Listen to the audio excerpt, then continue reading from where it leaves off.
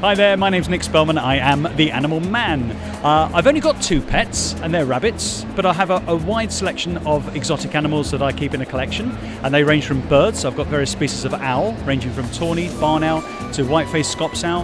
I have various types of invertebrates, like chili rose bird-eating spiders, emperor scorpions. I've got hermit crabs, giant land snails, giant millipedes. I also have various reptiles, including pancake and Herman tortoises, and also, what else? I've got bearded dragons, blue-tongued skinks, various types of snake, including royal pythons, Burmese pythons, bull snakes, indigo snakes, corn snakes, milk snakes, and mammal-wise, well, in my collection I have 3 banded armadillos, which I've successfully bred, various collection or a large family of meerkats.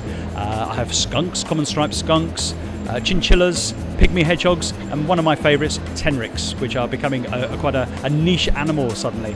So these are all part of my collection, which I use for private engagements to try and educate and teach the children about animals and their welfare, and hopefully give the children a chance to get up close and handle these animals under my supervision, and hopefully inspire the next generation of future zookeepers and animal carers in general.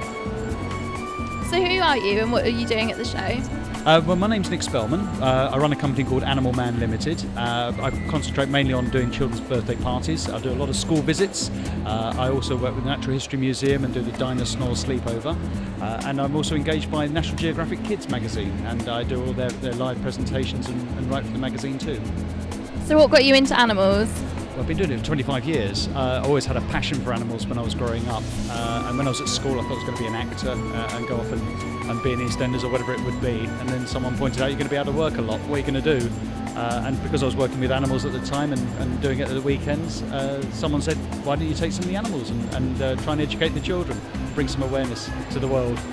So why is it important to educate people about animals? Well, there's so many myths and misconceptions. I mean, for example, spiders. Everyone's got this idea that spiders are going to be dangerous, are going to cause a major problem. There's only a few species that actually really do cause us a problem, whereas you can see this one here, this is a chili rose bird-eating spider, quite often kept as pets at home, are really very practical. They're a very gentle spider. They don't want to be handled too much, but you can actually sort of develop almost like a bond with it. So are there any animals that you're scared of? Really? No, I like all animals. The venomous snakes I tend not to get too close to and too involved with. But all animals are beautiful. It's just a case of knowing how to handle them and knowing the signs. That's the thing. Understanding the animals before you get them. Doing lots of research, finding out about them, finding out diets. Also getting a good vet, because a lot of people will buy an animal and just think any old vet's going to be able to deal with them. And lots of vets don't necessarily deal with exotic animals or have very limited understanding or knowledge. There are plenty of animals out there that people would like to keep, which I don't think are suitable. I work with meerkats. I'm very lucky to have a family of meerkats, but they're not really a pet, and I know they've become extremely popular with the various adverts and television shows over the years. But they really don't want to be on their own. They want to be in a little family, and they also need lots of things which perhaps you can't provide from your local supermarket. You know, they have their own existence, and you can get a bond with any animal, but they're really not the sort of animals to have running around your house, and I do try to encourage people not to. So how many animals do you have? I think at the moment we've got about 25 different species, but of course in actual numbers we've got a family of meerkats, family of skunks, we've got various species of owls. Some of them actually live in little groups. A lot of the scops owls tend to be quite gregarious. We've got various different species of snake, various invertebrates. So when I do presentations, I always try to give the children a chance to handle and learn about different types of animals. So it's no good just having one type, no good just having bugs or creepy crawlies. I carry reptiles, I carry mammals, and I carry birds too, so that the children really get an idea of the different types of animals that are out there. And I often find that children are surprised. So you expect them to perhaps, the girls be all into the cuddly animals and the boys be into the scary animals. It's so not the case. It's there's plenty of girls out there that like all the perhaps more boyish type animals, and there's plenty of boys out there that do like the cuddly ones too. Spiders don't hear like us, so we can do a big clap on Animal Man clap. The spider is going onto the lady's hand. The spider is on her hand. Look at that. Start the car! Is it heavy or light? Does it tickle? Is it sticky? I'm talking to the spider. What a brave lady. Give her a big clap, everyone. Yeah. Fantastic. Thank you, mate. Now we know he's safe. Let's get one of the children to do it. Hi everyone, my name's Nick Spellman, I'm the Animal Man, and I've got my little millipede here. This is a Mombassan train, or Shongolola. These are found in Africa. They're a very easy pet to keep actually. They're a very practical animal to keep, as long as you keep them moist and give them plenty of vegetables and fruit to eat. And this one will grow hopefully to about 30 centimetres long. And each year she will get some a new section, and she'll get some more legs each time that she grows. They are known to make a little orangey liquid, which is quite toxic. So if you do get a little bit of orangey liquid on your fingers, always give your fingers a bit of a wash afterwards. But for children, I think they're a great starter animal. Ooh, it's like a shelly kind of thing. Well, the outside of the millipede is made of a chitinous layer. So although it feels like plastic, it's not wet. When you touch it, it doesn't actually feel wet at all, and it's extremely tickly. So if you put your hand out flat, I'll do it with you. Yeah, please do. I don't want to flip it off. Their legs have got little tiny hooks, and it just grips off of your skin. For each section of its body, it will have 2 pairs of legs. Centipedes are the ones that have 1 section and 1 pair of legs per section. Okay. And each year they grow a new section and they get more legs. So if you counted up how many sections she's got there at the moment, you probably count to around about 45. So if you times that by 2, they've got about 90 legs at the moment. It looks like many more. and they're very practical. They're a detritivore, so a lot of the food that's starting to go off. They like fresh vegetables and fruit as well, but they mainly like it when it starts to get a bit rotten. They're quite gentle. Yes, that was all right actually.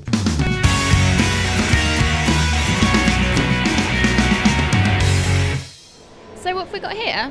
Well, I also work with Heathrow and seizures, and unfortunately people still don't know that there's lots of animals that are endangered, and lots of things which are made from the animals' byproducts that they try to bring back to the UK because they think it's still practical and relevant. So fortunately, our border controller there, they seize these artefacts, they prosecute the people that try to bring them in, they try to find the people that originally did the poaching, and then hopefully we can sort of build up a network and get these guys stopped and prosecuted. And some of the things that they give me, which I can then educate the children from a very young age about, this is wrong, you must not be tempted to buy these products when you're out there. And people do it innocently, they don't always realise. I mean, for example, I've got a key ring here, and there's a little seahorse in there. Now, we got a very endangered animal here, and there was a consignment of these key rings that were seized, and there was about 50 of these little key rings in there. This is ivory. Someone's actually believed that a bangle made of ivory is going to be a practical gift to give somebody. This is a tusk, and this is from a hippopotamus. Again, another animal that's really struggling. And this, sadly, there was 30 of these little skins of lizards, and somebody believed that they were going to bring them back in their suitcase and then have them turned into garments that they could wear. So it's my job, I feel, to try and educate the children at a very, very young age. Say, this is really not acceptable. Before you buy these things, stop. Do we actually need them? Is it practical? Is it ethical?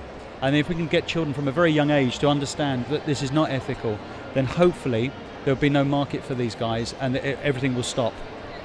Okay, thank you very much.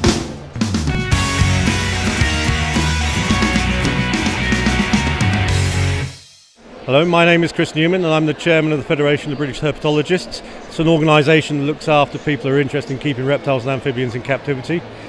We keep quite a lot of animals at home, not just reptiles and amphibians, but also porcupines, possums, raccoons, meerkats, skunks, and an array of other creatures.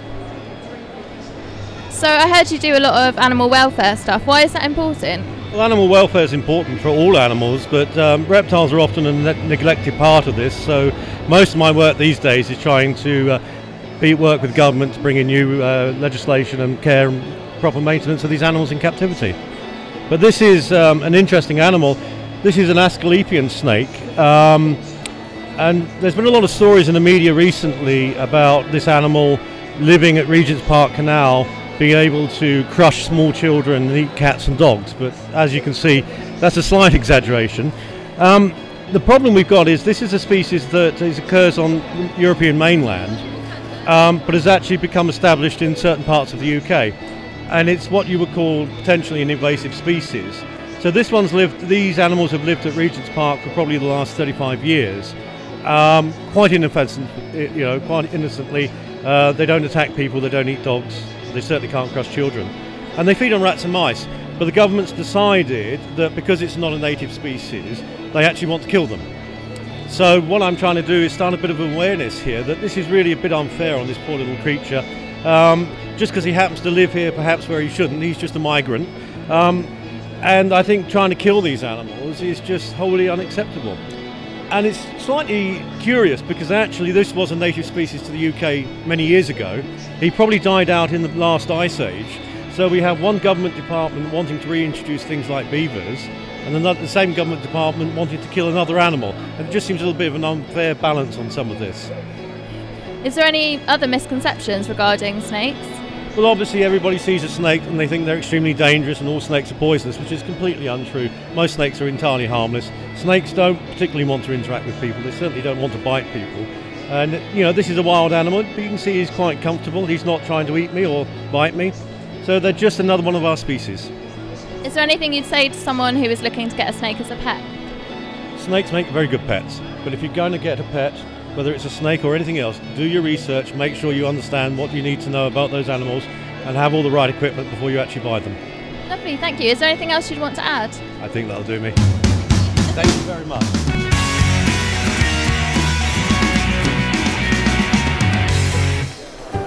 Hi, I'm Paul Trott. I'm marketing manager at Hagen, and I have 2 cats, 2 guinea pigs and some fish.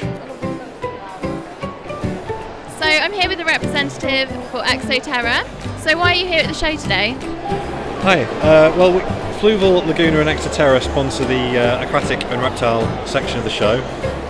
We're really here to drum up awareness of reptile keeping, to encourage people to know that reptiles aren't as scary as people think, that they make great pets, and as long as you have the right equipment, and that to try and encourage people into the hobby. So is there anything you'd say to someone thinking about bringing a reptile home? Do your research, find out what that reptile's requirements are, how long it's going to live, what sort of equipment they need to survive, because they're very specialised. They need certain heat, certain lighting conditions and so on. Make sure you know what you're getting into before you start out. But as long as you're happy with, just like any animal, as long as you know what you're getting into, then they make really great pets. So how long has Exoterra been running? The Exoterra brand has been around for around 15 years. It's become one of the largest reptile brands in the world. It's a global brand and it deals with everything to do with reptiles. So what kind of products do you sell? We have a full range of reptile equipment, from terrariums, lighting, heat equipment, foods, pretty much everything you need to keep a companion reptile. Just to make sure you come down to London Pet Show next year, we'll be attending again at Excel, and it's really great for us to be here. Thank you very much. Okay, no problem.